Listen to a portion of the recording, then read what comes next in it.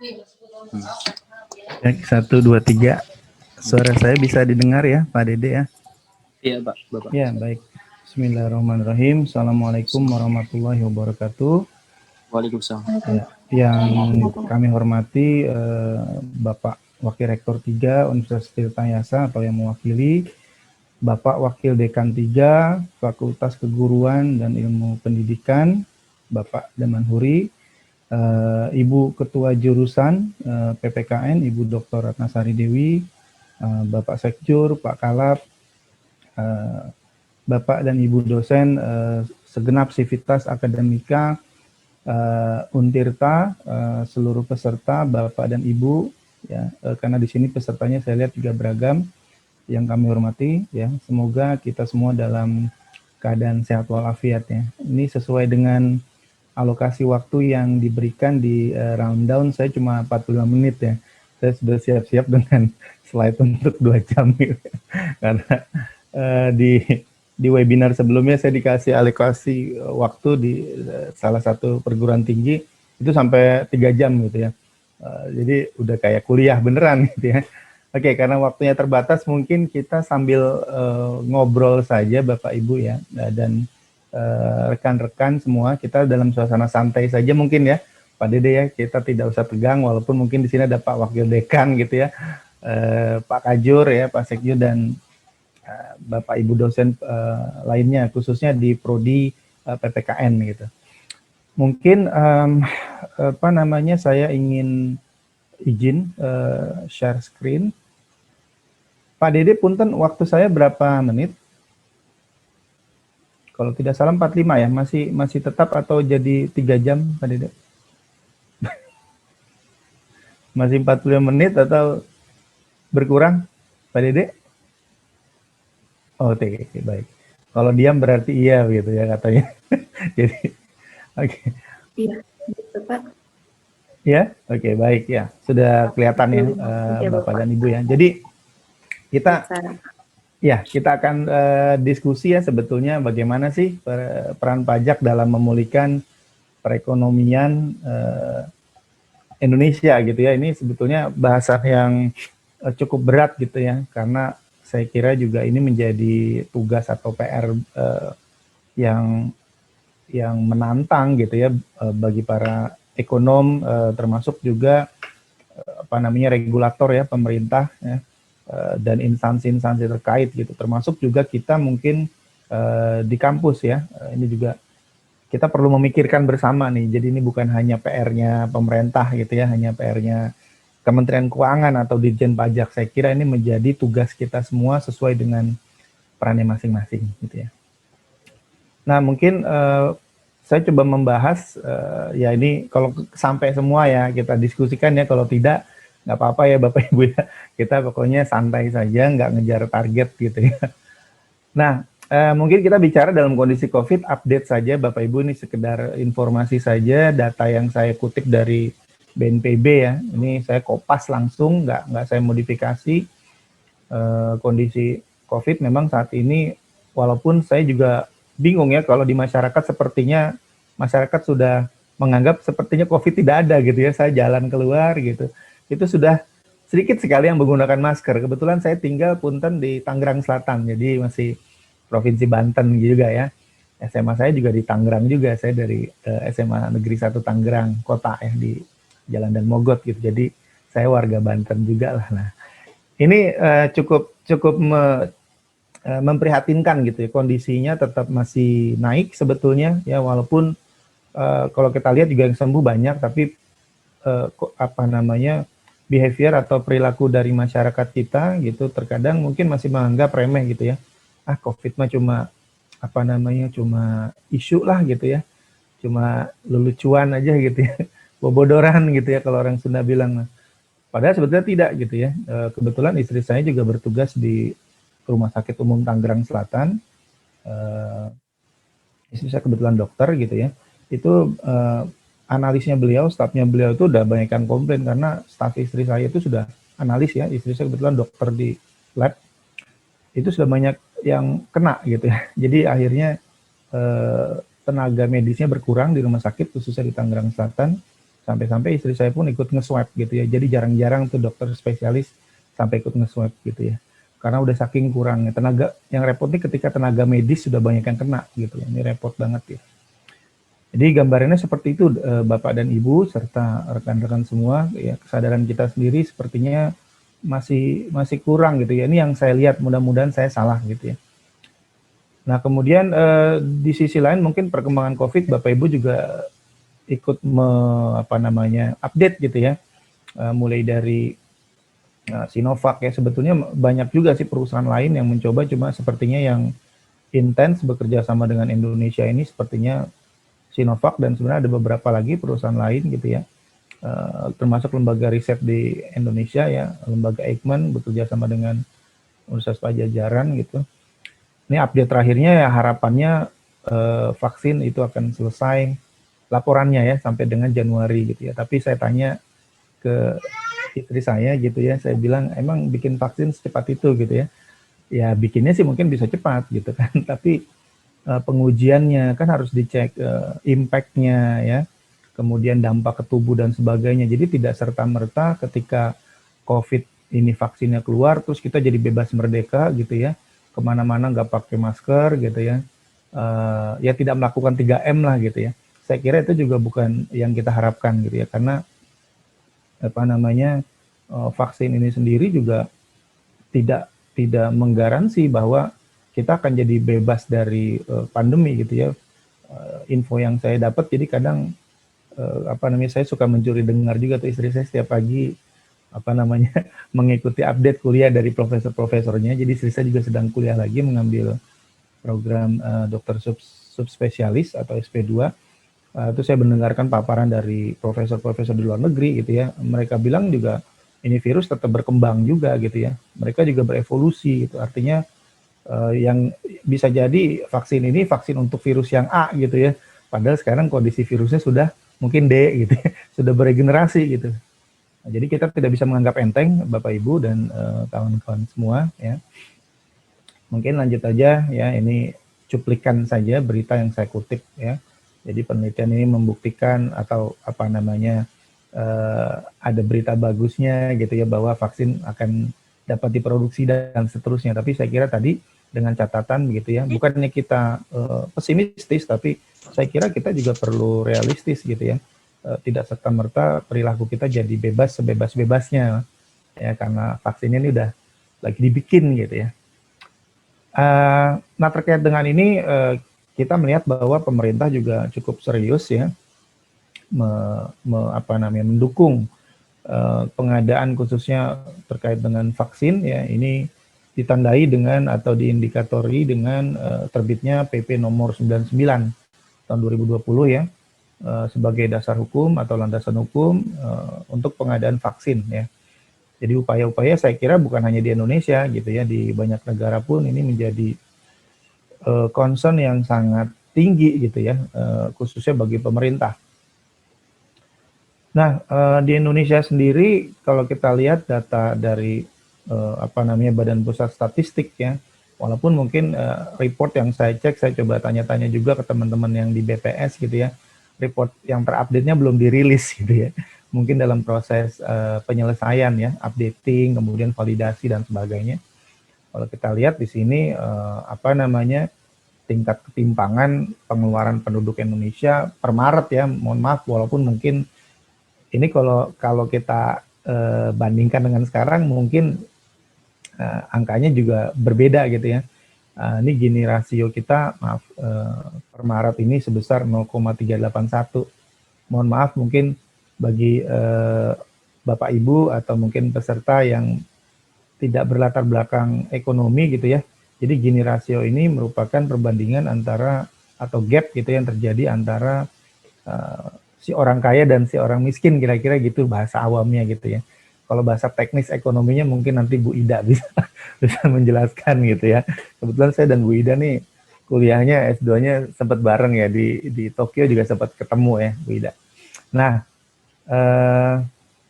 kemudian inflasi, kalau kita lihat tingkat inflasi, saya kutip juga dari BPS, inflasi di tahun 2020 ini mengalami penurunan gitu ya. Jadi kalau di ilmu ekonomi inflasi itu bisa pertanda baik sebetulnya. Jadi kalau inflasi naik artinya produktivitas naik. Ya, walaupun dari kacamata masyarakat awam, wah inflasi ini ya, ini berarti uang kita nilainya turun ya. Di satu sisi memang inflasi itu seperti apa namanya sebuah pertanda buruk gitu ya. Tapi dari perspektif yang lain, inflasi ini sebetulnya adalah suatu indikator bahwa Pak Dede juga mungkin nih paham ya sebagai alumni S1 ISP bahwa sebetulnya juga pertanda yang baik gitu ya, artinya produktivitas meningkat dan seterusnya. Nah ini justru kita lihat di data BPS, mohon maaf, inflasinya menurun gitu ya. Inflasinya menurun artinya produktivitas kan sebetulnya menurun ya, bahkan ini mungkin kurang update nih ya, karena sekarang sudah bulan 11 November. Ini sampai dengan Agustus inflasi kita minus artinya deflasi gitu. Ya, deflasi ya karena tadi produktivitas menurun gitu ya, orang-orang tidak mampu untuk membelanjakan uangnya atau uang yang beredar ya tidak banyak gitu ya atau sedikit ya, maka bisa terjadi deflasi. Mungkin kalau deflasinya ada di negara maju tidak terlalu bermasalah ya, walaupun sebenarnya masalah juga. Tapi kalau deflasi terjadi di negara berkembang, wah ini pertanda yang agak kurang baik lah gitu ya. Dan ini saya kira bukan hanya di Indonesia gitu ya, di banyak negara emerging countries, negara-negara berkembang juga mengalami hal yang tidak berbeda. Kemudian indikator yang lain dari tren dari ekspor dan impor kita, ya ini apa namanya indikasinya di tahun 2020 juga kalau kita tarik garis trennya sebetulnya menurun ya. Kalau pembelajar ekonomi mungkin sudah paham nih kalau trennya gambarnya gini gitu ya. Kalau kita regresi gitu, ini akan apa namanya garisnya sebetulnya akan menurun dari kiri atas ke kanan bawah gitu. Nah kemudian indikasi yang lain kalau kita lihat dari apa namanya tourism, karena sebetulnya pariwisata di Indonesia termasuk salah satu penopang perekonomian juga gitu ya, dan kita lihat dari mulai Maret ya, bahkan di Januari pun sudah mulai menurun karena di Wuhan itu Desember ya, kemudian orang-orang sudah negara-negara sudah mulai melakukan larangan bepergian gitu ya, apa namanya mulai Desember ini ketika terjadi di Wuhan, dan dampaknya ke Indonesia juga ya di Maret April ya, ini garisnya ya lurus gitu ya, lurus. Ini bukan pertanda baik juga gitu ya, artinya apa namanya dampak dari pandemi ini luar biasa juga ke berbagai sektor. Nah, oke ini saya kira ini kita lewatkan saja ya, karena saya kira tidak terlalu relevan artinya untuk dibahas secara detail ya. Intinya mungkin tadi catatannya di sini ada deflasi gitu ya. Di bulan Agustus Indonesia mengalami deflasi 0,05%, walaupun masih ada beberapa daerah yang tetap mengalami inflasi gitu ya. Seperti Timika, Kota Mobagu. Kota Mobagu ini kalau nggak salah daerah Sulawesi Utara ya. Sekitar mungkin 4 atau 5 jam dari Manado ya. Nah, kemudian Melaboh, Sintang, Tembilahan. Nah, kemudian PDB juga ya, kalau kita perhatikan produk domestik bruto di triwulan 2 apa namanya, kalau kita lihat di sini ya, apa namanya industri-industri ataupun sektor-sektor yang saya mohon izin sebentar Bapak Ibu ya, ada ini sebentar, ada gangguan teknis sebentar, mohon izin.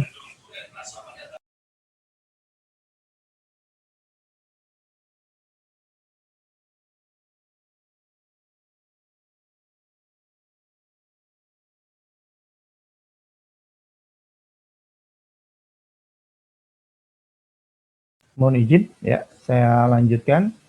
Kemudian realisasi investasi penanaman modal ya dalam negeri berdasarkan wilayah atau berdasarkan pulau ada, cuman mungkin saya tidak menampilkan jumlah kenaikan atau penurunannya, tapi dari yang saya baca di antara lain di ASEAN Statistical Yearbook memang mengalami penurunan ya untuk investasi, khususnya investasi langsung atau direct investment. Nah, kemudian menghadapi kondisi demikian, bagaimana kebijakan yang diambil oleh pemerintah, khususnya di bidang fiskal ya. Jadi kalau kita bicara fiskal, Bapak dan Ibu, serta para hadirin sekalian, itu kita bicara ada aspek belanja dan aspek pajak gitu ya. Kita tidak bicara mengenai kebijakan moneter ya dalam kesempatan kali ini. Kita lihat di sini ketika menghadapi pandemi gitu ya, secara umum kebijakan fiskal itu bisa dilakukan dengan menambah atau mengurangi belanja negara, ya, kemudian menaikkan atau menurunkan pajak ya, maksudnya tarif pajaknya begitu. Nah, kebijakan fiskal di tahun 2020 ini sebetulnya kalau kita lihat secara dari kacamata APBN gitu ya, kita lihat di sini undang-undang tentang APBN untuk tahun 2020 itu mengalami perubahan. Ini untuk merespon pandemi gitu ya. Ketika terjadi pandemi tentu tadi dampaknya ke perekonomian yang bisa kita lihat dari indikator-indikator sosial ekonomi gitu ya. Dan tentu dampaknya adalah ke penerimaan pajak ya. Jadi dalam kondisi pandemi belanja harus ditambah karena untuk menangani pasien sakit gitu ya dan seterusnya. Di sisi lain juga penerimaan pajak menjadi berkurang karena produktivitas menurun gitu ya. Daya beli masyarakat juga menurun ya.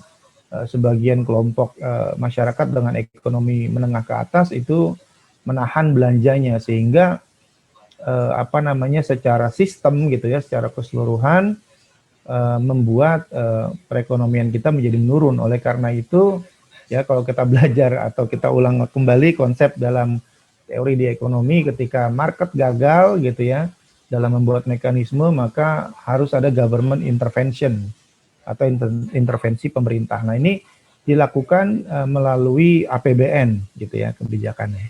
Nah, ini beberapa kali dirubah ya.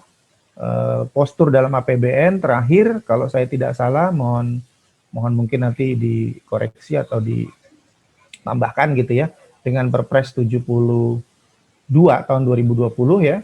Ini dengan Perpres 72 ini membuat postur pendapatan kita menjadi sekitar 1.699 triliun, sementara anggaran belanja kita 2.700. Kalau kita lihat secara sederhana saja begitu ya, ini gapnya sangat jauh sekali gitu ya antara pendapatan dan belanja. Padahal pajak itu bagian dari pendapatan ya. Jadi pendapatan di APBN itu bukan hanya pajak ya. Ada pajak gitu ya, kemudian ada non pajak gitu ya.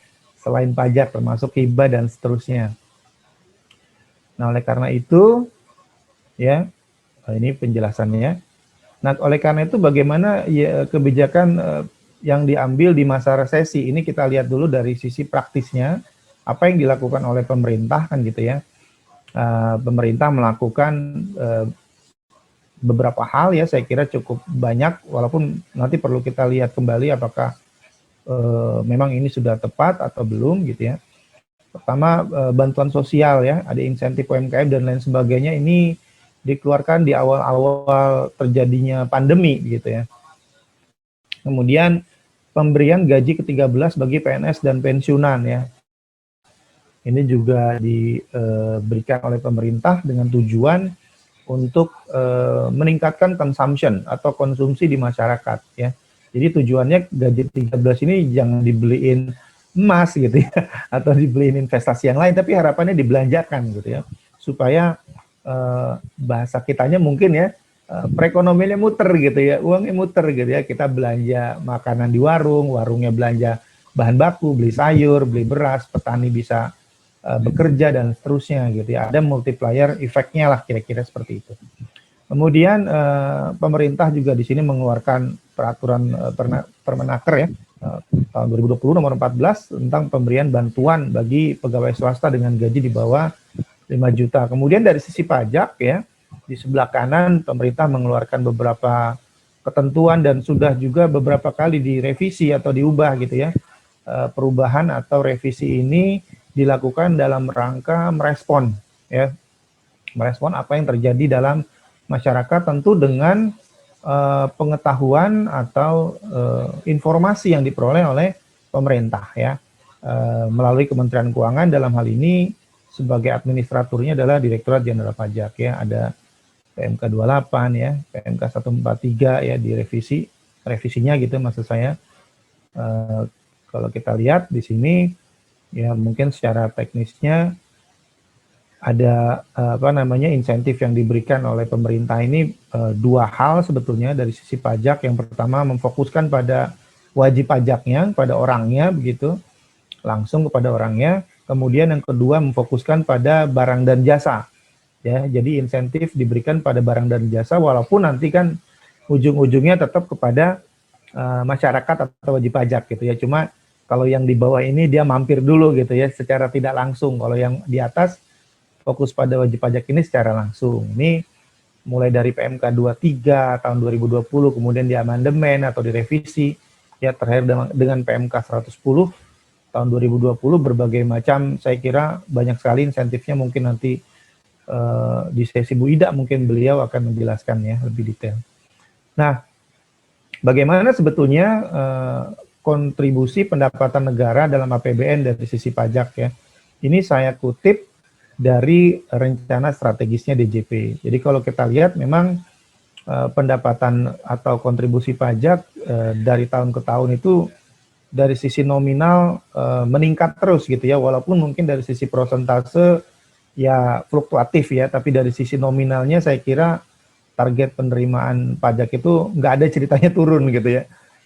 Gitu. Kebetulan saya pernah bertugas juga di Dirjen Pajak gitu ya, pernah juga terlibat dalam penyusunan Renstra, itu tidak ada ceritanya penerimaan pajak itu turun gitu ya, atau stagnan, pasti naik gitu ya, pasti naik dari tahun ke tahun ya. Jadi kalau kita lihat prosentasenya dari tahun 2015 ya, naik dari 73% ke 75 ya, kemudian ke 73, walaupun ini angkanya menurun dari sisi persentase, tapi dari sisi nominal sebetulnya naik gitu ya. Kemudian di 2019 ini 72%. Nah, di sisi lain kita bicara masih di masa sebelum pandemi gitu ya. Tax ratio Indonesia kalau kita lihat di sini memang masih belum terlalu menggembirakan ya. Dari tahun 2013 sampai 2019 relatif menurun. Ya, jadi tax ratio itu diperoleh dari perbandingan antara tax revenue atau penerimaan pajak dibagi dengan gross domestic product atau pendapatan domestik bruto. Ya, walaupun memang formula tax ratio di Indonesia berbeda dengan penggunaan atau formula tax ratio di negara lain ya. Karena di Indonesia kita ada pajak pusat dan pajak daerah. Nah, yang dihitung dalam tax ratio di Indonesia ini kita menggunakan penerimaan dari pajak pusat saja. Sebetulnya kalau misalnya kita gabungkan dengan penerimaan pajak daerah, ya mungkin angkanya tidak segini gitu ya, atau lebih besar gitu ya. Nah, oke, ini masih bicara tax ratio. Nah, kemudian di Renstra DJP ini kita coba cermati ya, banyak dari rencana strategisnya DJP ini mencoba untuk merespon atau melanjutkan ya mayoritas itu dari Omnibus Law ya. Jadi arah kerangka kebijakan dari sisi regulasi pajaknya banyak yang mencoba mengakomodir dari Omnibus Law ya. Jadi kalau di dalam Renstranya masih disebutnya RUU ya, rancangan undang-undang. Karena Renstra DJP diterbitkan sebelum Omnibus Law disahkan begitu ya. Jadi kata-kata di sini masih RUU ya. Berarti kalau sekarang sudah undang-undang ya. Ini banyak kebijakan-kebijakan, kerangka-kerangka yang terkait dengan regulasi ya. Saya mungkin tidak bacakan satu persatu.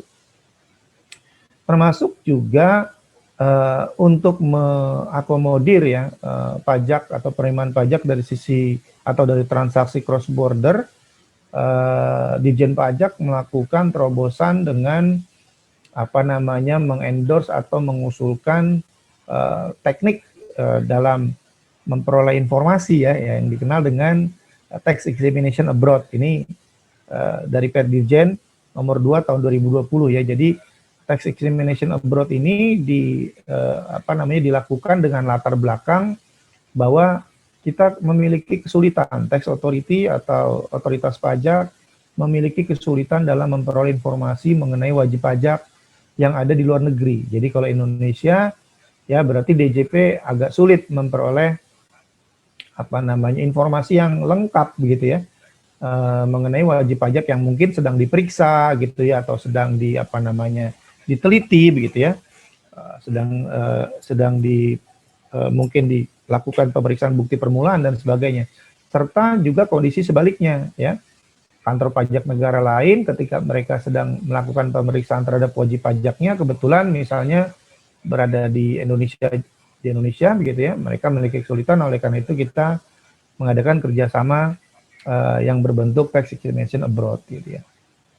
Walaupun sebetulnya banyak bentuk-bentuk lain ya. Tahun 2017 kalau saya tidak salah Bu Menteri Keuangan juga telah menandatangani kesepakatan MLI ya, multilateral instrument, yaitu bentuk kerjasama dengan banyak negara dalam rangka memperoleh informasi ya, informasi tentu mengenai wajib pajak ya, terkait dengan penghasilannya dan seterusnya.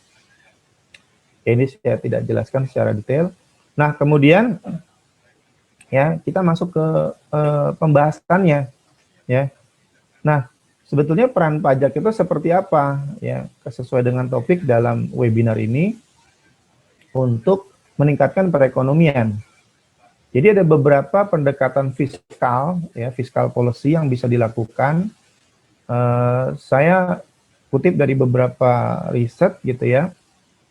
Paling tidak ada 3, paling tidak ya, sebetulnya sih masih banyak, cuma saya kira waktu kita juga tidak akan memadai. Pertama, pendekatan cash crunch ya, kemudian pendekatan fase-fase dalam mengatasi pandemi, dan yang ketiga pendekatan insentif bagi industri. Ya. Nah, pendekatan fase dalam pandemi COVID ini apa? Jadi kebijakan yang dilakukan oleh pajak itu membagi fase dalam pandemi ini menjadi 3. Ya. Pertama dari sisi short run, kemudian dari sisi recovery ya. Kemudian dari sisi long term. Jadi short run ini ya pada saat pandemi ini begitu ya. Misalkan dengan cara meningkatkan arus kas atau disposable income. Jadi yang dimaksud dengan meningkatkan arus kas atau disposable income itu maksudnya adalah bagaimana pajak ini membuat agar masyarakat memiliki cash yang lebih besar.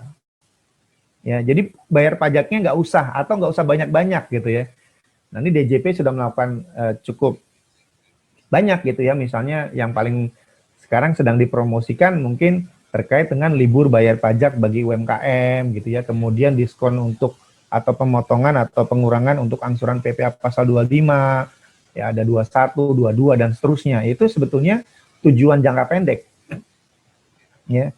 Jadi itu sebenarnya tujuan jangka pendek. Jadi insentif pajak yang dilakukan oleh DJP saat ini merupakan sebuah aktivitas atau sebuah kebijakan untuk menyelesaikan dalam jangka pendek. Jadi nggak bisa itu digunakan untuk jangka panjang untuk memulihkan perekonomian, tidak bisa. Itu hanya untuk jangka pendek saja. Ya termasuk di sini, mohon maaf. Ini bertujuan untuk mempengaruhi behavior ya, mendukung tindakan perilaku sehat dan memberikan kepastian hukum. Nah, yang kedua, kebijakan yang dapat dipilih misalkan untuk di sesi atau di fase yang kedua ya, di recovery period, ini misalkan pemerintah bisa memilih untuk melanjutkan kebijakan di fase pertama. Jadi ketika recovery maksudnya mungkin kalau dalam kondisi pandemi, mungkin kita sudah mulai landai ini grafiknya, sudah menurun, atau kita sudah menyelesaikan fase kedua ya.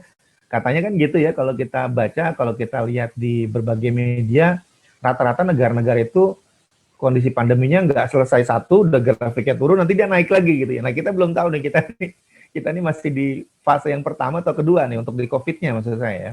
Nah ketika itu terjadi, maka pemerintah bisa memilih untuk melanjutkan kebijakan di fase pertama, artinya tetap memberikan insentif pajak, ya, termasuk memberikan tax holiday bagi pekerja, ya. Ya bahkan sebetulnya pemerintah dalam hal ini, ya, kalau kita lihat bukan hanya memberikan tax holiday ya, tapi juga ada memberikan tadi sebesar 600.000 ya bagi karyawan atau pekerja yang memenuhi persyaratan ya. Kemudian yang selanjutnya menurunkan tarif PPN. Nah, ini menjadi sebuah alternatif sebetulnya. Kenapa PPN diturunkan tarifnya? Karena kita tahu PPN itu yang paling bisa mendorong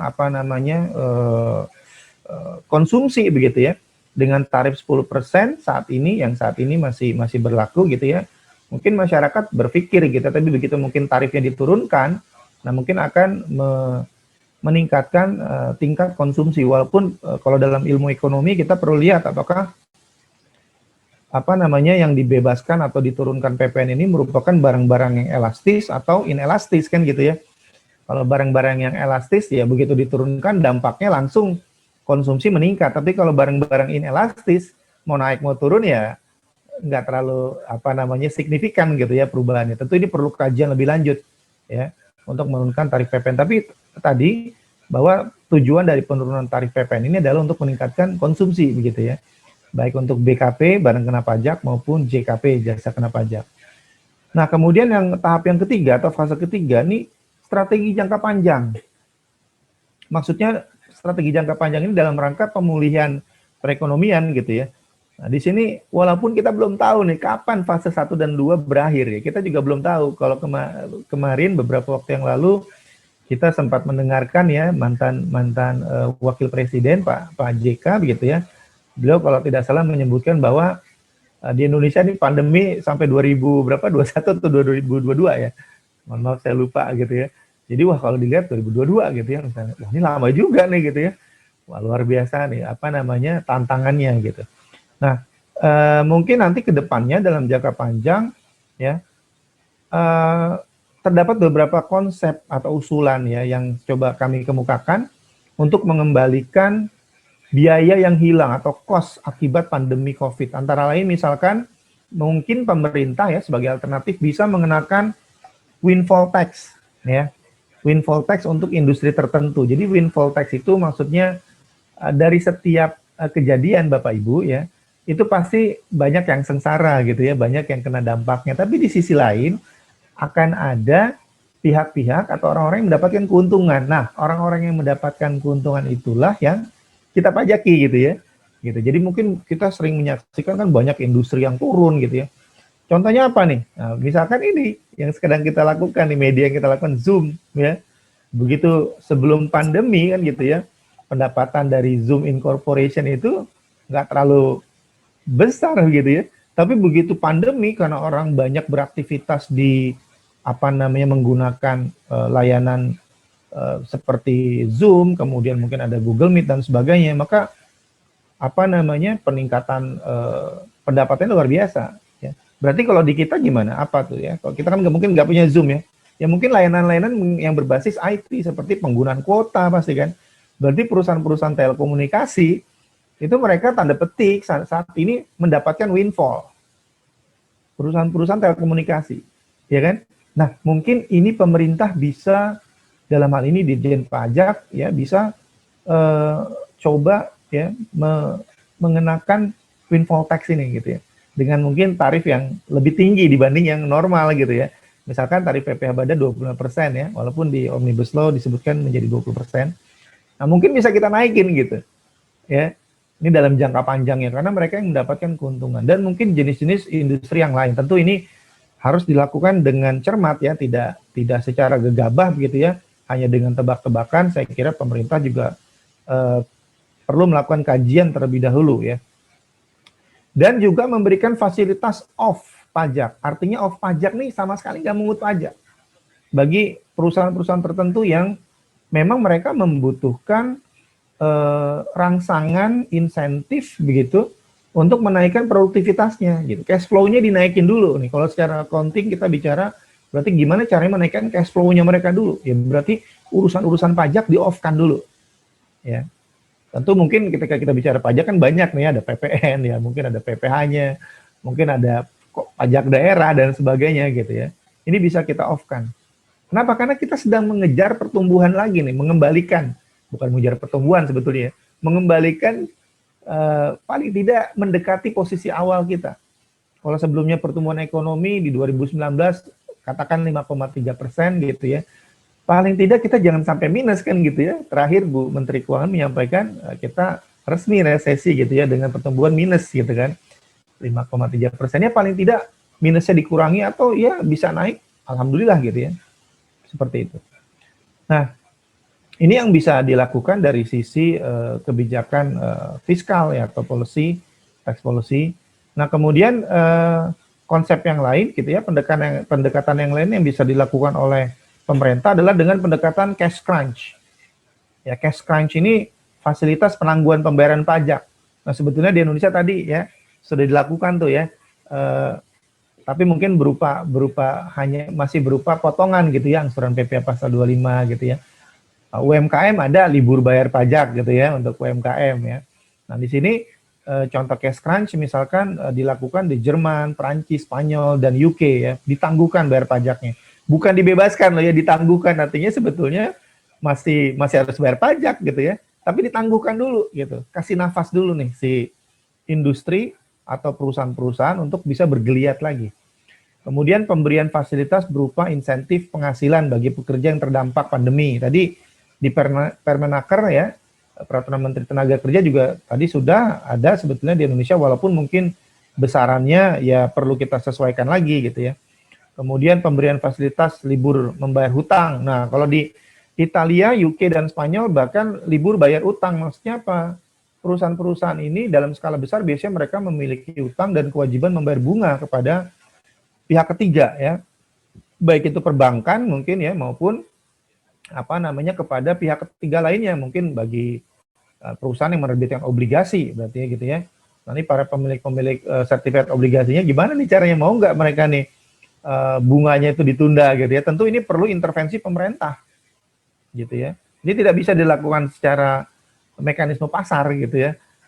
Kayak misalkan yang punya angsuran motor gitu ya, kan katanya pemerintah sempat tuh heboh gitu ya, ketika ditanya ke perusahaan pembiayaannya, itu kan kata pemerintah gitu ya, libur nyicil motor atau mobil ya, atau rumah gitu ya, belum ada peraturan pelaksanaannya, kita nggak bisa eksekusi gitu. Kemudian pemberian fasilitas berupa pinjaman negara atau garansi kredit ya kepada perusahaan. Jadi bisa saja perusahaan misalkan melakukan peminjaman atau utang gitu ya kepada pihak lain atau perusahaan lain yang mungkin berada di negara lain atau di luar negeri gitu ya, dengan jaminan atau garansi dari pemerintah. Ya, ini dilakukan di Jerman, UK, Prancis, Italia, Spanyol, dan Amerika Serikat gitu ya. Jadi ini pendekatan cash crunch dalam upaya untuk memulihkan ekonomi gitu ya. Ya kalau program pemerintah PEN ya, pemulihan ekonomi nasional. Ini ada beberapa hal yang bisa kita benchmark sebetulnya, tentu dengan menyesuaikan dengan kondisi Indonesia gitu ya. Kemudian yang berikutnya, pendekatan insentif bagi industri. Ya, pendekatan insentif bagi industri. Industri perlu diberikan insentif. Ini saya sering menyaksikan gitu ya, melihat dalam beberapa tayangan para pengusaha ya melalui asosiasinya mereka meminta gitu ya, memohon kepada pemerintah untuk dapat memberikan insentif ya supaya mereka bisa kembali lagi gitu ya. Walaupun saya kira APBN kita juga mungkin memiliki ruang gerak yang sangat terbatas gitu ya. Tidak bisa semuanya mendapat insentif sesuai dengan yang diinginkan ya, pasti ada pertimbangannya. Nah ini insentifnya mulai dari unemployment insurance ya. Jadi asuransi bagi yang menganggur gitu ya, artinya dikasih tunjangan gitu ya. Dikasih tunjangan ketika mereka tidak bekerja. Saya kira dengan angka unemployment atau pengangguran yang cukup besar, saya kira memang ini tantangan bagi pemerintah ya untuk bisa mewujudkan hal tersebut. Kemudian labor income tax, mengurangi atau membebaskan pajak bagi pekerja atau buruh, kita ada ya untuk insentif PPh pasal 21 sebetulnya sudah ada ya. Kalau dari sisi ada sudah ada gitu ya. Kemudian unconditional transfer to all agent ya, memberikan insentif kepada para peminjam ya. Insentif ini mirip dengan yang konsep yang sebelumnya, pendekatan yang kedua tadi ya, yaitu dengan cara mungkin memberikan libur bagi pembayaran bunganya gitu ya. Jadi peminjam-peminjam ini dia nggak mesti bayar bunga, walaupun mungkin pokoknya ya, pokok pinjamannya mungkin bisa ditangguhkan pembayarannya begitu. Kemudian yang keempat, transfer to service sector firm, memberikan insentif kepada perusahaan yang bergerak di sektor jasa. Ya, sektor jasa ini ya tadi di kita salah satu pilarnya yang cukup besar adalah di pariwisata ya. Ya bagaimana caranya menggeliatkan industri pariwisata nih ya. Hotel-hotel, kemudian transportasi itu kan dua industri yang saling terkait ya, termasuk restoran gitu ya. Jadi kalau kita bicara pariwisata, ekosistem pariwisata itu mulai dari transportasinya, kemudian penginapannya kan gitu ya, hotel, kemudian ada restoran, berarti nanti ada pembelian oleh-oleh dan sebagainya ya. Itu ekosistem yang terlibat dalam industri jasa memang cukup banyak ya. Ya termasuk juga mungkin industri keuangan gitu ya. Nah, dari pembahasan konsep-konsep tadi gitu ya, sekarang kita coba menguatkan kembali sebetulnya bagaimana pajak dapat memulihkan perekonomian gitu ya. Nah, kita kembali ke konsep mungkin Bapak Ibu pengajar mata kuliah hukum pajak atau kawan-kawan mahasiswa pembelajar pajak mungkin sudah familiar nih dengan fungsi pajak ya, walaupun secara konseptual berbagai literatur menyebutkan fungsi pajak sebenarnya yang basic ada dua kan gitu ya, fungsi budgeter dan fungsi reguleran ya. Budgeter itu artinya fungsi penerimaan ya, bahwa tujuan pajak itu mengumpulkan penerimaan bagi negara.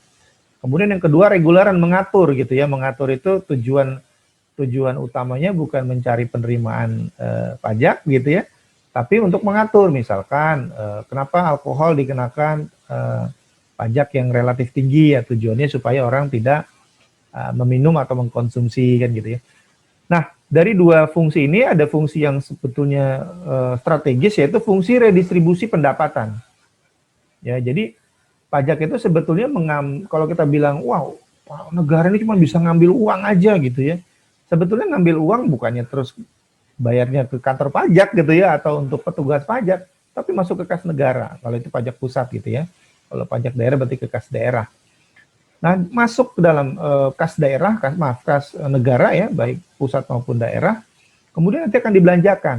Nah, ini merupakan fungsi redistribusi. Jadi, sebetulnya fungsi pajak ini di saat-saat seperti ini mungkin yang lebih menonjol adalah fungsi redistribusinya begitu ya. Makanya kita tentu mendorong supaya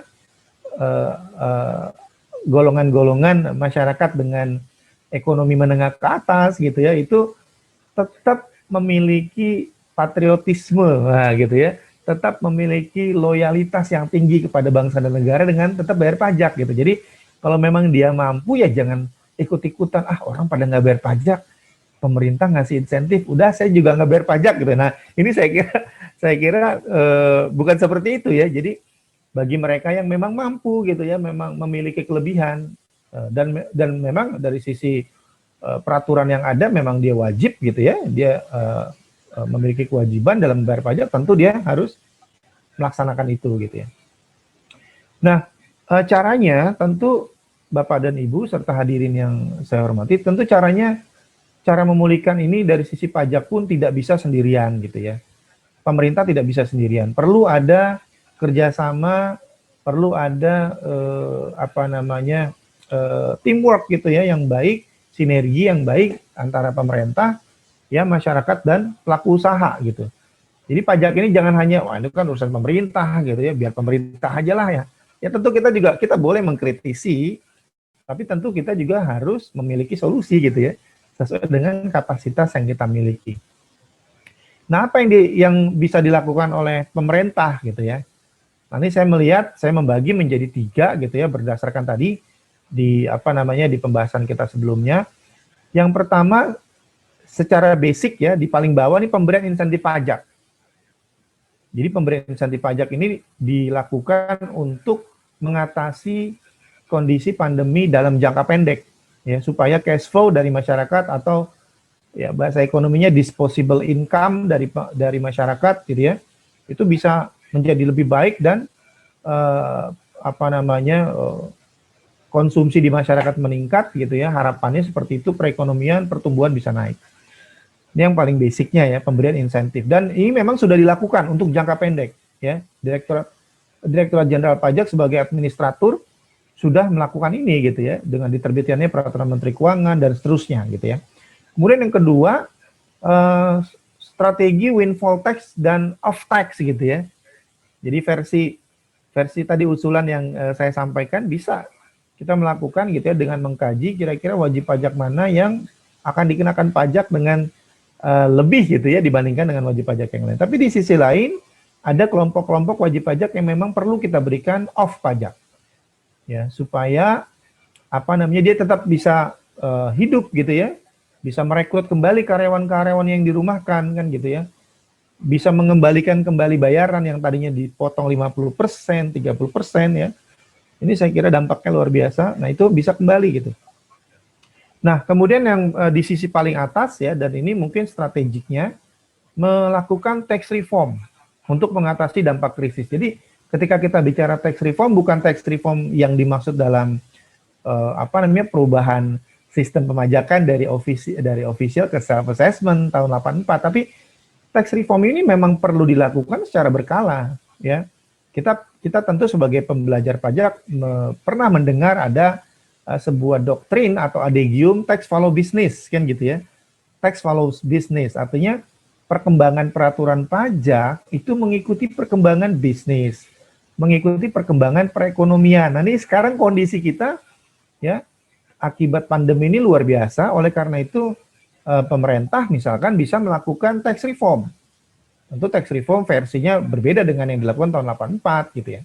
Nah, apa saja gitu ya, saya bisa menyampaikan tax reform antara lain misalkan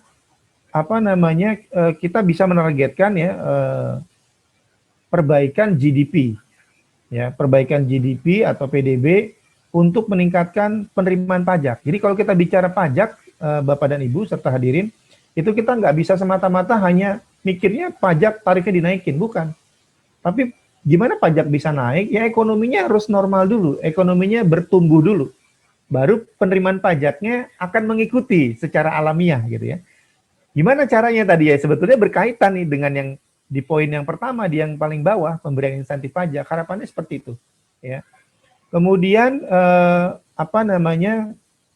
melakukan setting atau melakukan perencanaan tax reformasi di masa atau untuk jangka panjang. Misalkan apa? Contoh, kalau saya lihat gitu ya, ini pendapat pribadi saya, Bapak dan Ibu bisa setuju, bisa tidak gitu ya. Misalkan mungkin kita bisa melihat tentang definisi dari pajak ya. Pajak kalau kita lihat di Undang-Undang KUP di angka 1 gitu ya. Pajak itu merupakan kontribusi wajib kepada negara ya yang dilakukan oleh wajib pajak gitu ya, tanpa mendapatkan kontra prestasi langsung. Saya kira dengan melihat perkembangan saat ini, bukan hanya karena pandemi ya, tapi karena 4.0 industri, bahkan kita sudah akan menuju industri 5.0, saya kira definisi ini sudah harus dipikirkan kembali begitu ya. Jadi tanpa kontra prestasi langsung itu saya kira akan bisa menjadi kickback bagi pemerintah begitu ya. Karena kenapa demikian? Karena orang semakin ke sini dengan pertumbuhan teknologi komunikasi dan informasi, orang mendapatkan banyak info, orang semakin rasional. Ya, masyarakat menjadi rasional. Kenapa saya harus bayar pajaknya? Tapi saya kok nggak dapat apa-apa gitu ya, misalnya gitu ya. Nah, mungkin bisa kita bandingkan ke beberapa negara gitu ya. Ada beberapa negara yang mereka meredefinisikan pengertian pajak itu tidak lagi tanpa kontraprestasi, tapi ada prestasi yang diberikan, ada kontraprestasi yang diberikan, walaupun mungkin bukan dalam bentuk uang. Ya kan, kalau beberapa contoh mungkin kita bisa lihat kayak di Cina gitu ya. Di Cina itu dia kayak ngasih undian, tiap orang bayar pajak kayak dapat nomor undian, nanti diundi gitu ya. Misalkan Bu Kajur gitu ya bayar pajak nih, dia nanti dapat nomor undian gitu ya. Nah, nanti setiap tahun sekali diundi gitu ya nomor kodenya itu, dan kalau beruntung bisa dapat uang. Nah, mungkin kalau di Cina seperti itu. Tapi misalkan kalau kita lihat ke negara maju lain, agak geser sedikit ke Jepang misalnya. Di Jepang itu luar biasa gitu. Perhatian negara atau perhatian pemerintah terhadap bisnis ya. Jadi waktu saya di Jepang itu saya sempat ngambil mata kuliah SME ya, Small and Medium Enterprises serta Foreign Direct Investment.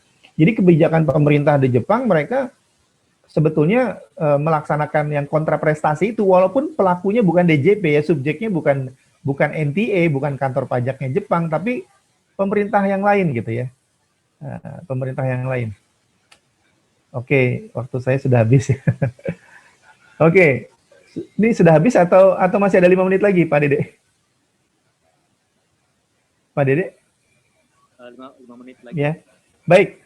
Saya kira demikian ya. Kemudian Pak Dede, saya masih ada waktu 5 menit lagi atau sudah selesai? Iya, 5 menit lagi. Ya? 5 menit lagi. 5 menit lagi, Pak. 5 menit lagi, oke ya. Ini insya Allah udah habis, udah selesai. Kemudian yang kedua, peran masyarakat.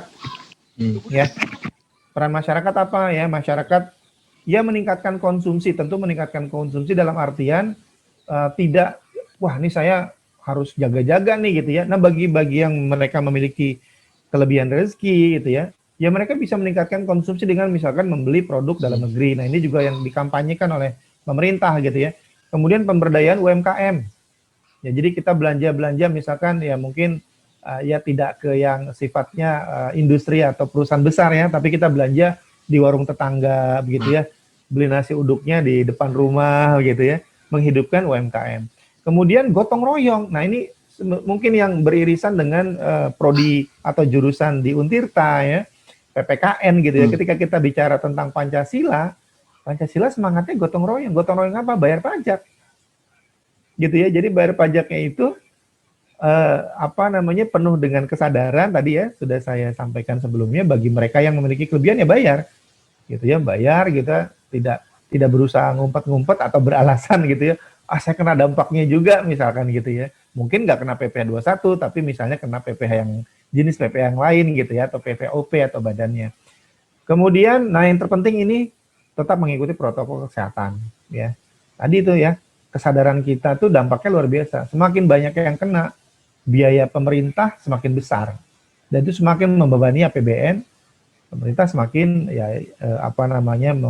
sulit gitu ya untuk mengembalikan perekonomian. Nah, kemudian yang terakhir, peran pelaku usaha ya, melakukan evaluasi strategi bisnis, apa yang selama ini sudah dilakukan, apa yang kurang, apa yang bisa diperbaiki ya. Optimalisasi teknologi, mungkin nanti ke depan memang dalam industri 5.0 memang yang diperlukan ini optimalisasi teknologi ya, berbagai cara, semua berbasis teknologi dan tetap optimistis.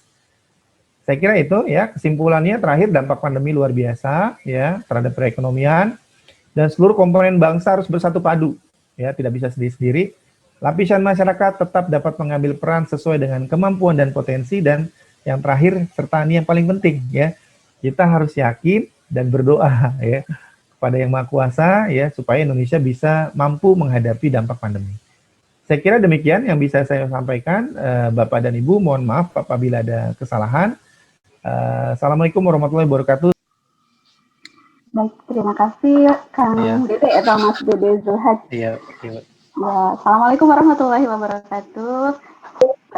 Selamat pagi, selamat sejahtera buat kita semua. Yang terhormat Bapak Wakil Dekan Bidang Kemahasiswaan FKIP Bapak Daman Huri. Yang terhormat Ibu Dr. Ratna Sari Dewi sebagai Ketua Jurusan PPKN Untirta. Senang sekali pada pagi hari ini bisa bergabung di acara webinar.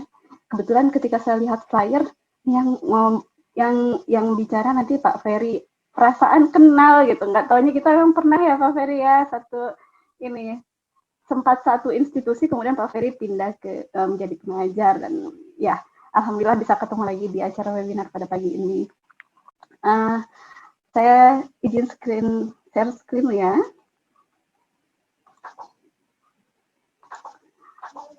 Baik. Nah, yang akan saya sampaikan pada pagi hari ini yaitu mengenai peran pajak dalam pemulihan ekonomi sebagai dampak dari pandemi COVID-19. Memang seperti yang tadi sudah panjang lebar disampaikan oleh Pak Ferry, sebetulnya pandemi COVID ini tidak boleh kita abaikan. Ini efeknya, multiplier efeknya bagi kehidupan kita, baik itu di kehidupan sehari-hari maupun perekonomian kita, itu sangat besar sekali dampaknya.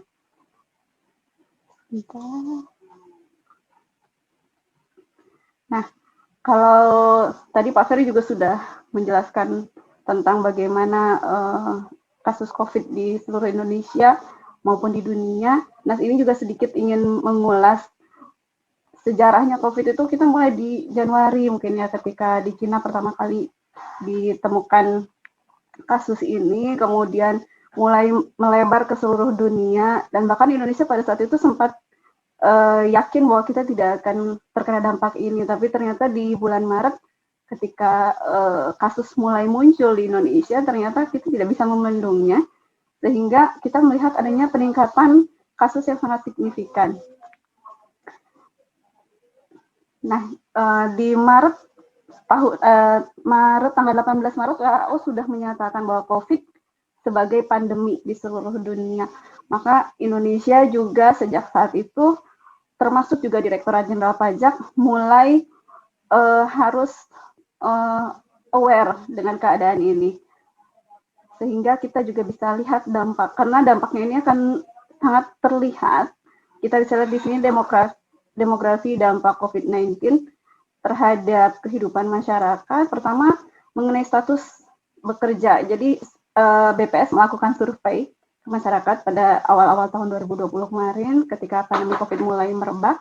Ternyata pandemi COVID ini sangat berpengaruh pada kehidupan masyarakat. Pertama, memang responden yang dimintakan datanya 56% masih bekerja. Kemudian ada yang bekerja tapi sementara dirumahkan. Ada juga yang kemudian di PHK dan malah tidak bekerja sama sekali. Hal ini tentu akan berpengaruh pada pendapatan masyarakat. Data dari BPS disebutkan 41,91% mengalami penurunan pendapatan karena terdampak oleh pandemi ini, di mana 60,74% sementara dirumahkan sehingga mengakunya tidak menurun pendapatannya, atau ada juga yang masih bekerja tapi penghasilannya itu tidak full seperti sebelumnya. Dan sektor yang paling terdampak adalah pertama pedagang besar dan eceran, kemudian reparasi mobil, sepeda motor, transportasi dan pergudangan, dan juga penyedia akomodasi makanan dan minuman. Dan transportasi dan pergudangan tentu ini kita semua tahu, seperti Pak Ferry tadi sampaikan bahwa sektor pariwisata terdampak sangat besar gitu. Padahal di Indonesia ini merupakan salah satu sektor yang menopang penerimaan negara. Dan ini adalah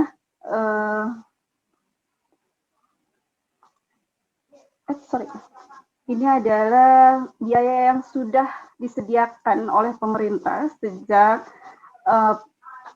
pandemi COVID berlangsung, kemudian DJP dalam hal ini Kementerian Keuangan secara umum telah melakukan perhitungan-perhitungan apa yang dapat diberikan kepada masyarakat.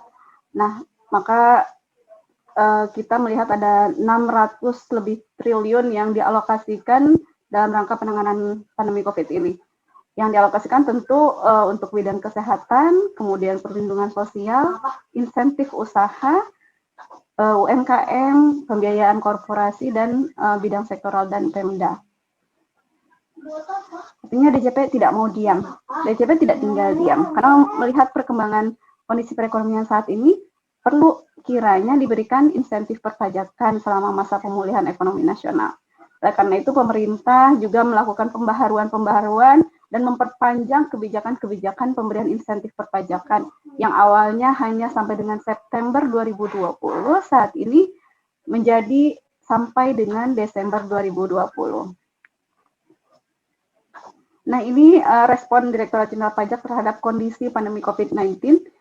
Di 21 Maret 2020, DJP Kementerian Keuangan mengeluarkan PMK nomor 23, kemudian juga Perpu nomor 1 di tanggal 31 Maret 2020, karena pada saat itu kondisi seharusnya sedang gencar-gencarnya masyarakat melaporkan SPT tahunannya, membayar pajak tahunannya. Nah, pada saat itu justru kita mengalami pandemi COVID, otomatis pemerintah tidak bisa tinggal diam melihat kemampuan masyarakat untuk membayar pajak, maka dikeluarkanlah Peraturan Menteri Keuangan ini. Memang Peraturan Menteri Keuangan ini terus diperbaharui hingga saat ini, yaitu dengan PMK nomor 110 tahun 2020 yang dikeluarkan pada tanggal 14 Agustus 2020.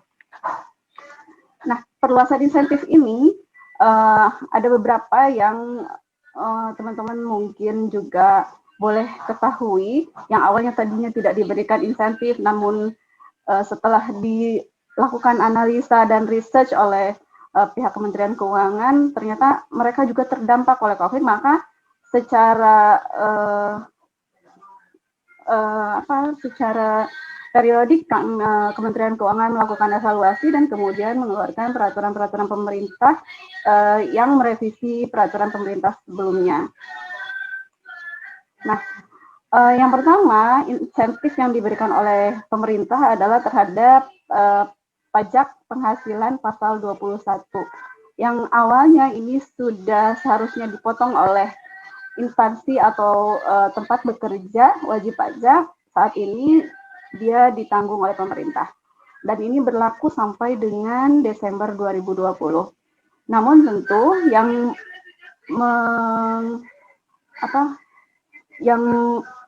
melakukan permohonan untuk diberikan insentif PPh pasal 21 ini juga harus memberikan laporan realisasinya, sehingga kami pun bisa memantau seberapa banyakkah dari dana yang telah disediakan pemerintah ini yang dipergunakan oleh masyarakat. Nah, salah satu yang paling terdampak adalah UMKM. UMKM dulu tahun 2015 mereka diberikan tarif pajak sebesar 1%, kemudian terdapat revisi perubahan peraturan sehingga harus bayarnya 0,5% saja. Untuk kondisi pandemi pada saat ini, UMKM yang mengalami krisis dan terdampak cukup besar karena pandemi COVID ini, akhirnya pemerintah memberikan insentif pajak berupa pembebasan pajak. Artinya atas omset yang mereka peroleh tidak ada lagi pajak yang mesti mereka bayarkan. Nah, ini yang berhak adalah WP yang memiliki peredaran bruto tertentu, artinya di bawah 4,8 miliar per tahun, yang awalnya dikenakan PP 23 tahun 2018, sekarang dia boleh menggunakan fasilitas ini sehingga tidak perlu membayar pajaknya. Prosedurnya, WP yang berhak itu menyampaikan laporan realisasi PPh finalnya, kemudian dia tidak perlu lagi menyetor pajaknya. Dan jika dia bekerja sama dengan instansi pemerintah atau pemungut atau pemotong pajak, maka mereka cukup menyerahkan SSP e-billing ditanggung pemerintah kepada pemotong atau pemungut pajak tersebut. Kemudian yang kedua tentang pembebasan PPh pasal 22 impor. Ketiga ya. Tadi pertama PPh 21, kedua UMKM, ketiga PPh pasal 22 impor. Ini diberikan kepada WP dengan klasifikasi lapangan usaha tertentu, itu WP-WP dengan perusahaan di daerah berikat, kawasan berikat. Kemudian prosedurnya sama, harus menyampaikan permohonan terlebih dahulu, tentu tidak serta-merta semua wajib pajak langsung diberikan fasilitas ini, tapi mereka harus mengajukan permohonan ke kantor pelayanan pajak yang pada saat ini bisa diajukannya secara online. Jangka waktunya sama sampai dengan Desember 2020 dan tetap punya kewajiban untuk memberikan laporan realisasi pajak penghasilannya. Selanjutnya pengurangan angsuran PPh hingga 50%. Nah, ini untuk mengakomodir perusahaan-perusahaan yang terdampak pandemi COVID yang keuntungannya betul-betul berkurang.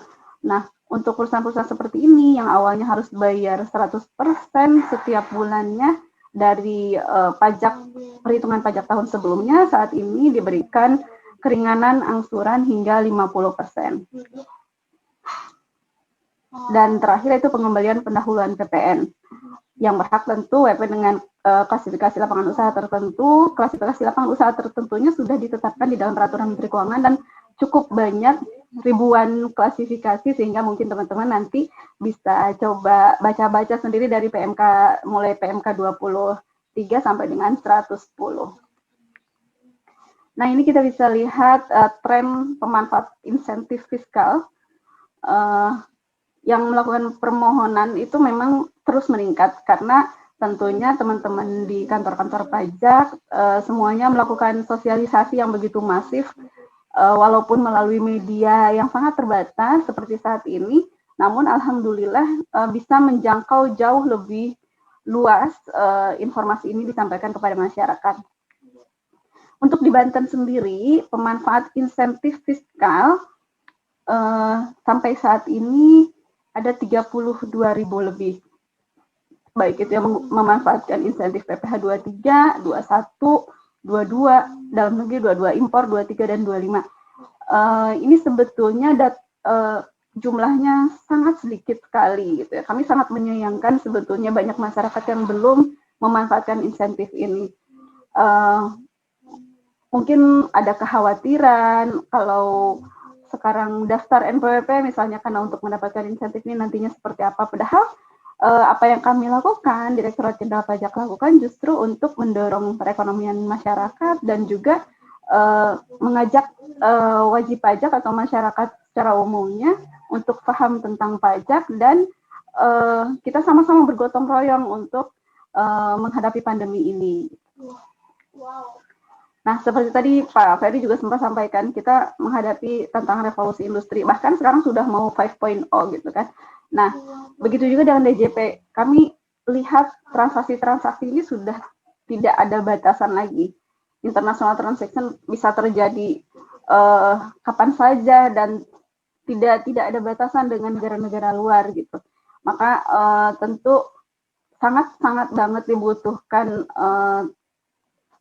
pelayanan perpajakan atau edukasi perpajakan dan infrastruktur perpajakan yang serba digital. Nah, DJP pun dituntut untuk berubah. Dalam hal pemberian pelayanannya, tidak bisa lagi semuanya diberikan dengan manual. Bertemu langsung di kantor pajak misalnya, kemudian membahas segala sesuatu harus bertemu antara wajib pajak dan petugas pajak. Sekarang DJP juga tidak bisa seperti itu lagi. Sehingga inilah yang terjadi. Di DJP terjadi transformasi digital yang awalnya semuanya serba menggunakan kertas, surat menyurat menggunakan kertas, semuanya sekarang paperless.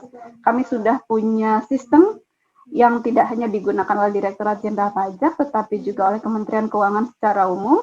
Kami ada sistem namanya Nadine. Ini adalah untuk surat menyurat, kami tidak lagi menggunakan kertas. Semua konsep, kemudian disposisi surat, kemudian pengiriman surat, semuanya tidak lagi menggunakan kertas dan jasa pos, tetapi sudah menggunakan media elektronik. Begitu juga pada saat 2019 ke belakang, mungkin teman-teman di awal-awal tahun biasanya harus lapor pajak gitu, dan teman-teman harus datang ke kantor pajak, ngantri. Sekarang udah nggak lagi, karena sekarang kita sudah punya sistem digital namanya e-filing, sehingga masyarakat bisa langsung melaporkan pajak mereka kapan saja, di mana saja, tidak perlu mengantri, tidak perlu datang ke kantor pajak. Kemudian semuanya bisa real time, pembayaran pun tidak perlu lagi berkonsultasi ke kantor pajak, tapi cukup dengan ke bank untuk membayar pun dengan sarana-sarana bank yang digital, semuanya bisa dilaksanakan. Nah, ini yang tadi saya sampaikan tentang e-filing. Penyampaian SPT tahunan secara elektronik dilakukannya secara online dan real time. Jadi pada saat itu juga teman-teman lapor, pada saat itu juga DJP menerima data dari wajib pajak. Yang digunakan medianya yaitu www.djponline.pajak.go.id atau juga melalui application service provider atau penyedia jasa aplikasi pelaporan SPT tahunan. Nah, Direktorat Jenderal Pajak sendiri sekarang sedang menggadang-gadangkan dalam rencana strategisnya yaitu program 3C. C yang pertama itu klik, artinya semua masyarakat, baik itu wajib pajak ataupun masyarakat umum, dapat mencari informasi dengan membuka website kami, pajak.go.id. Di situ informasi-informasi perpajakan sudah begitu lengkap untuk masyarakat, sehingga harapannya dengan mengakses website kami, masyarakat sudah mendapatkan informasi dan pengetahuan yang cukup. Namun untuk mengcounter teman-teman atau masyarakat yang masih belum mendapatkan informasi yang cukup, maka ada C yang kedua, yaitu call. Artinya kantor pajak, petugas pajak terbuka untuk memberikan konsultasi melalui telepon atau melalui media lainnya seperti chat atau Zoom seperti ini. Kemudian yang ketiga, jika memang ternyata kebutuhan masyarakat melalui tentang informasi perpajakan masih juga belum terpenuhi melalui telepon dan komunikasi melalui media sosial misalnya, maka kantor-kantor pelayanan pajak yang ada di seluruh Indonesia sesungguhnya masih terbuka untuk masyarakat hadir. Namun memang dengan kondisi pandemi COVID seperti saat ini tentu kita harus betul-betul memperhatikan protokol kesehatan. Dan ini untuk di kantor wilayah Direktorat Jenderal Pajak Banten, kami mempunyai 12 kantor pelayanan pajak, semuanya sudah mempunyai layanan chat otomatis. Artinya layanan chat ini bisa diakses 24 jam 7 hari. Jadi boleh ini disebarluaskan ke masyarakat umum ketika teman-teman yang terdaftar misalnya di KPP Pratama Serang Barat untuk yang berdomisili di Kota Serang, maka jika ada apa-apa ingin menanyakan tentang berbagai peraturan atau pelayanan-pelayanan perpajakan, maka bisa cukup menghubungi WA yang tertera di sini. Ini nanti mungkin saya akan share ke panitia ya. Selanjutnya, ya inilah kondisinya sekarang, DJP sudah menggunakan berbagai platform digital untuk memberikan pelayanan kepada masyarakat. Dari e-Ekonomisi 2019, Google Temasek kita mendapatkan informasi bahwa ekonomi digital Indonesia menjadi yang terbesar dan tercepat di Asia Tenggara. Artinya mungkin dengan jumlah penduduk yang begitu besar, ini merupakan salah satu platform ekonomi yang sangat menggiurkan gitu ya. Banyak sekali masyarakat yang sudah mengerti bahwa dalam kehidupan sehari-hari kita ini ternyata kita memerlukan platform ekonomi digital ini. Dengan kondisi pandemi COVID seperti saat ini, tentu ini menjadi kebutuhan. Kita bisa lihat siswa-siswa atau mahasiswa nih, teman-teman yang di Untirta, sekolah pun, kuliah pun semuanya menggunakan platform digital gitu. Jadi ini sudah tidak bisa kita elakkan lagi, kita memang harus mengganti gaya hidup kita, tidak lagi seperti dulu gitu. Walaupun masih banyak masyarakat yang belum melaksanakan protokol kesehatan dengan baik, tapi masyarakat dipaksa untuk menggunakan digital. Anak sekolah mulai SD, SMP, SMA, semuanya sudah tahu apa itu Zoom, sudah tahu bagaimana Google Meet itu seperti apa. Pokoknya digital ini mereka sudah lebih melek gitu teknologi. Nah, Ibu Sri Mulyani sempat menyampaikan bahwa betapa dunia ini berubah sangat cepat. Apakah itu makhluk, institusi, apabila tidak melakukan inovasi pasti akan punah. Oleh karena itu, kalau tidak mau punah, ya kita harus berubah. Kita memang harus berubah gitu. Nggak ada jalan lain ketika terjadi kondisi pandemi COVID seperti ini, kita harus segera berubah. Tidak bisa kita tetap mempertahankan zona nyaman kita, sementara dunia sudah berubah begitu masif. Nah, begitulah DJP pun berubah. DJP pun harus mau mengikuti perubahan itu dan harus siap. Selanjutnya itu tadi mungkin gambaran mengenai pandemi COVID dan bagaimana DJP sudah melakukan transformasi untuk menghadapi pandemi COVID ini. Kemudian sedikit ingin menyinggung kepada teman-teman mahasiswa juga ibu bapak dosen, ingin membuka sedikit pengetahuan saja. Selama ini banyak yang bertanya, pajak itu kemana sih gitu, karena tidak merasakan dampaknya secara langsung. Nah, kalau kita analogikan 1 juta uang pajak, maka 1 juta uang pajak ini dialokasikan untuk banyak sektor. Sektor terbesar adalah transfer ke daerah, artinya untuk pembangunan di daerah itu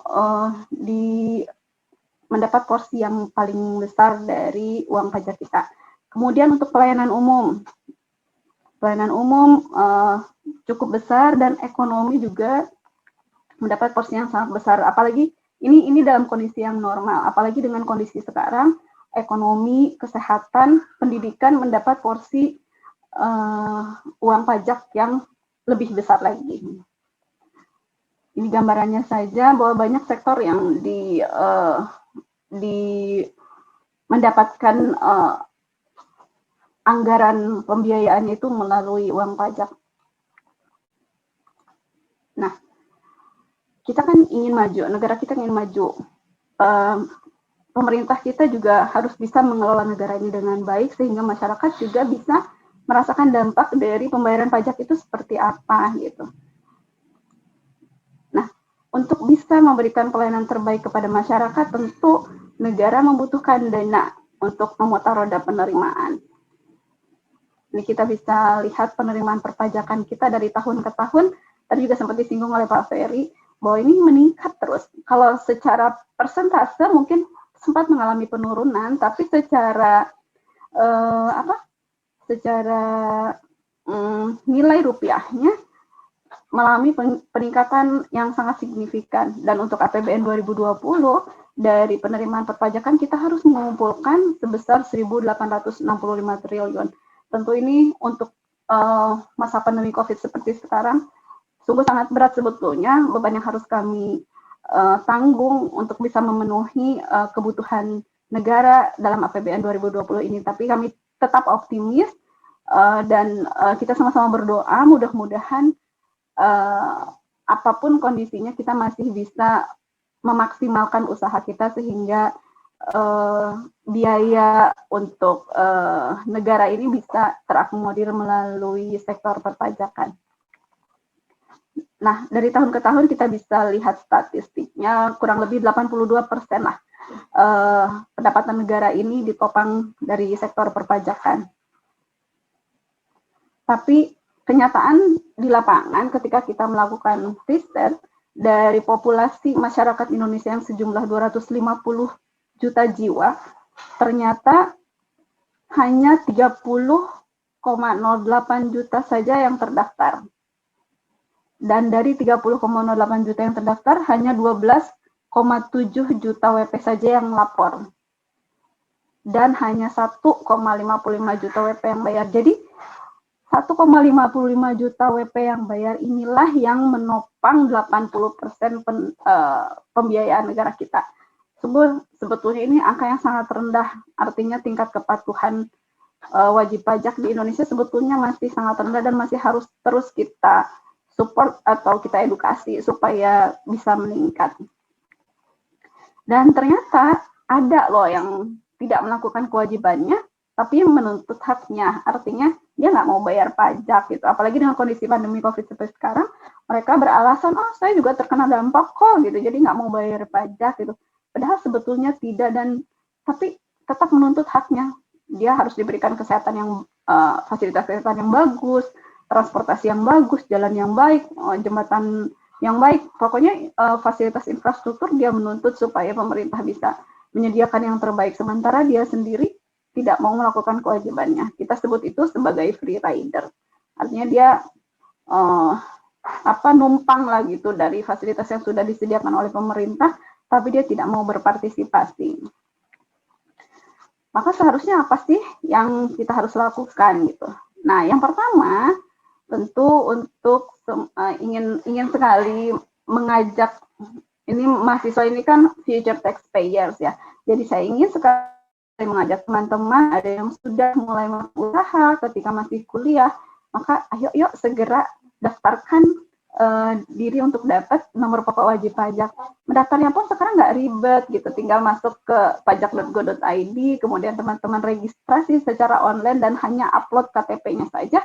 Nanti kartu NPWP-nya akan dikirimkan ke rumah dan dikirimkan ke email teman-teman, sehingga kalau memang NPWP-nya ini betul-betul dibutuhkan dalam waktu yang cepat, teman-teman bisa langsung cetak melalui file yang kami kirimkan melalui email teman-teman. Kemudian kedua, harus tahu cara menghitung pajaknya. Setelah punya NPWP, tentu kita lihat nih penghasilan kita berapa, apakah sudah wajib membayar pajak. Kalau sudah wajib, bagaimana cara menghitungnya ya. Kemudian yang ketiga, membayar. Setelah dihitung, tentu teman-teman harus membayar. Namun pembayaran ini sekali lagi tidak dilakukan di kantor pajak. Pembayaran pajak dilakukan melalui bank atau kantor pos, atau internet banking, atau melalui ATM atau mini ATM yang ada di bahkan sekarang ada di Indomaret atau apa gitu ya, teman-teman diberikan banyak kemudahan untuk metode pembayaran pajak. Tapi sekali lagi tidak ada pembayaran pajak yang dilakukan di kantor pelayanan pajak. Kemudian yang terakhir adalah kewajiban untuk melaporkan, bahwa semua yang teman-teman terima dalam kurun waktu 1 tahun harus dilaporkan melalui SPT tahunan. Dan untuk wajib pajak yang mempunyai kewajiban untuk melaporkan secara bulanan, maka dia harus melaporkan SPT-nya yang disebut dengan SPT masa. Dan ini pelaporannya juga tidak perlu datang ke kantor pajak, melainkan cukup membuka website kami pajak.go.id atau bisa dibantu dengan kirim melalui pos. Nah, himbauan kami dari pihak Direktorat Jenderal Pajak, pertama terkait kondisi pandemik saat ini, mari kita sama-sama laksanakan protokol kesehatan. Pakai masker, menjaga jarak, dan mencuci tangan ini kelihatannya simpel dan sederhana, namun kalau tidak dilaksanakan akan berdampak sangat besar gitu. Peningkatan kasus masih akan terus terjadi kalau kita tidak bisa berdisiplin melaksanakan protokol kesehatan ini. Maka harapan kami semua sektor, tidak hanya di sektor ekonomi, tapi seluruh sektor yang ada di kehidupan kita ini harus aware bahwa kita harus melaksanakan protokol kesehatan ini. Dan juga himbauan kami yang lain adalah dalam rangka pemulihan ekonomi nasional untuk masyarakat yang memang sudah mempunyai nomor pokok wajib pajak, ayo kita manfaatkan insentif fiskal ini yang akan berlaku sampai dengan Desember 2020, supaya kita bisa sama-sama bangkit. Insentif fiskal ini kita masih belum tahu apakah memang di Desember 2020 akan berakhir atau seperti apa. Nanti bisa jadi akan keluar peraturan yang terbaru jika melihat kondisi di Indonesia masih belum juga pulih. Demikian yang bisa saya sampaikan. Terima kasih atas perhatian Bapak, Ibu, dan teman-teman semua. Ini sedikit iklan, boleh ikuti media sosialnya Kanwil DJP Banten, @pajakdjpbanten, dan banyak juga video-video yang bisa teman-teman akses dari Kanwil DJP Banten, baik itu video edukasi maupun video untuk memberikan motivasi-motivasi buat teman-teman untuk selalu mempunyai integritas dan sama-sama bergotong royong untuk kemajuan negara melalui sektor perpajakan.